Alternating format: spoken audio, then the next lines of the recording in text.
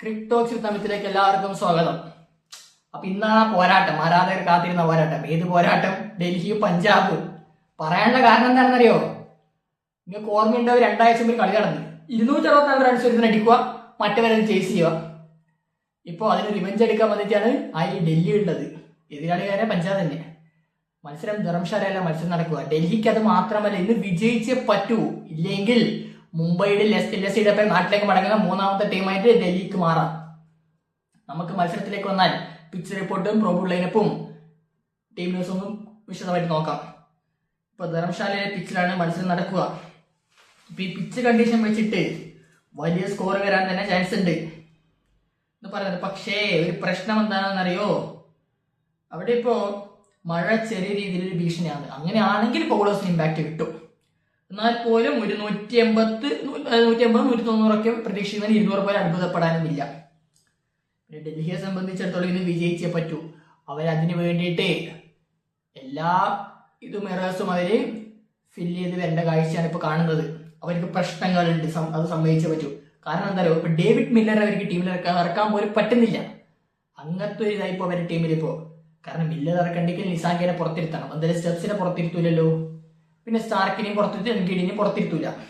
അപ്പൊ നിസാങ്കിനെ പുറത്തിരുന്ന് ആര് ഓപ്പൺ ചെയ്യും?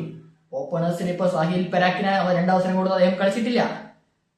ഇനിയിപ്പോ കരുൺ നായറിനൊക്കെ പ്രൊമോട്ട് ചെയ്ത് വിടുമോ എന്ന് കണ്ടറിയേണ്ട കാഴ്ച. നല്ല പിന്നെ ക്രിസ്ത്യൻ സ്റ്റെപ്സിനെ ഓപ്പണിംഗിൽ പ്രൊമോട്ട് ചെയ്യണം. പക്ഷെ അതിലേക്കൊന്നും ഡൽഹി ഇങ്ങനെ പോകാൻ ചാൻസ് കുറവാണ്. നമുക്ക് നോക്കാം. ഇപ്പോ അർഷദീപ് സിംഗിന്റെ കാര്യം.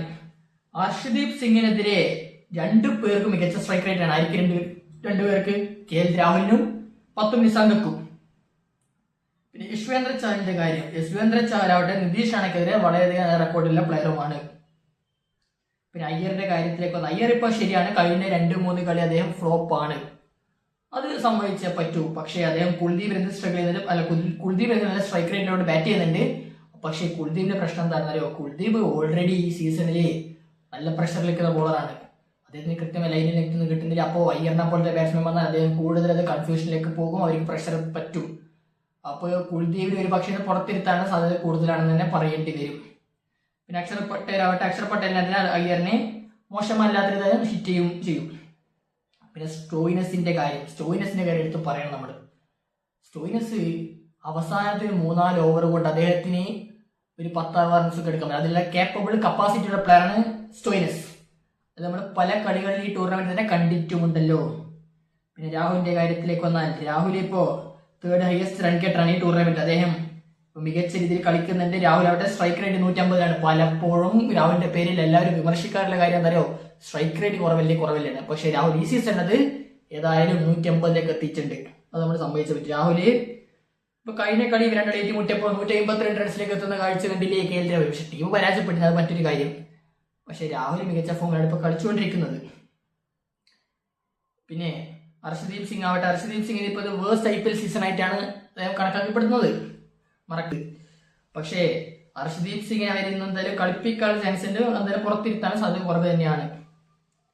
മറ്റു കാര്യങ്ങളിലേക്കൊക്കെ വന്നു കഴിഞ്ഞാൽ ഇപ്പൊ അസ്മത്തുള്ള ഒമർ സായി PBK സ്ക്വാഡിനൊപ്പം ജോയിൻ ചെയ്തിട്ടുണ്ട്. അതിപ്പോ അവരുടെ ഫാസ്റ്റ് ബോളിംഗ് കോച്ചായ ജെയിംസ് ഓപ്സനസ് ഒഫീഷ്യലായിട്ട് പുറത്തേക്ക് വിടുന്ന കാര്യമാണത്. അപ്പോ ഒമർ സായി ഒരു പക്ഷേ കളിക്കാനുള്ള സാധ്യത കൂടുതലാണെന്ന് തന്നെയാണ് ഇപ്പൊ പറയുന്നത്.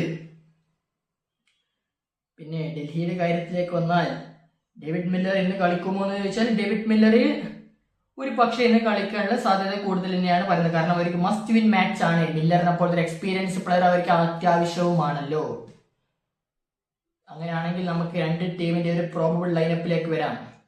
ഇപ്പൊ PBKസിന്റെ കാര്യത്തിലേക്ക് വന്നാൽ, പ്രിയാൻ ഷാരിയും പ്രഭ്സിമ്രാൻ സിംഗും കൂടി ഓപ്പൺ ചെയ്താൽ Cooper the super Connolly number 3 കളിക്കും. നമ്പർ 4 ശ്രേയസ് അയ്യറും, number 5 Marcus Stoinis, number 6 Azmat Omarzai, number 7 Shashank Singh, number 8 Marco യാൻസിമിർബോൾ, നമ്പർ 9 ഹർപ്രീത് ബ്രാർ വരും, നമ്പർ 10 അർഷദീപ് സിംഗും, നമ്പർ 11 യശ്വേന്ദ്ര ചഹലും, ഇമ്പാക്ട് ആയിട്ട് വിജയകുമാർ വൈശാഖും വരും. ഇപ്പൊ ഡൽഹിക്ക് ഇന്ന് വിജയത്തിൽ കുറവ് പ്രതീക്ഷിക്കുന്നില്ല. അപ്പൊ ഡൽഹിയുടെ ഒരു പ്ലേയിങ് രീതിയിലേക്ക് നമുക്ക് പോയാൽ, ഓപ്പണിങ്ങിൽ KL രാഹുൽ 10 നിസാങ്ക ഓർ കരുൺ നായർ അവിടെ കളിക്കും. പിന്നെ നിതീഷ് റാണ വരും, സമീർ റിസ് വരും, ക്രിസ്ത്യൻ സെറ്റ്സ് വരും, David Miller or Axar Patel. അത് കാരണം വെച്ചാൽ അക്ഷർ പട്ടേൽ കളിക്കും ഇല്ലാന്നല്ല. പിന്നെ അല്ലെങ്കിൽ പിന്നെ നമ്പർ 7 അക്ഷർ പട്ടേൽ കളിക്കും. അങ്ങനെയാണ് അശുതോഷ് ശർമ്മ പുറത്തിരിക്കാനുള്ള ചാൻസ് കൂടുതൽ.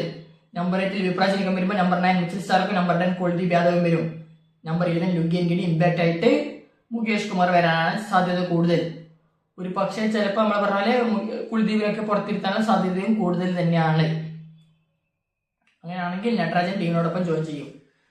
അപ്പൊ ഏതായാലും നമ്മുടെ ഒരു പ്രഡിക്ഷനിൽ ഇന്നത്തെ മത്സരത്തിൽ ഡൽഹി ക്യാപിറ്റൽസ് വിജയിക്കുമെന്നാണ്. അപ്പൊ ക്രിക്കറ്റ് ലോകത്തെ കൂടുതൽ വിശേഷങ്ങളുമായി നമ്മൾ വീണ്ടും എത്താം.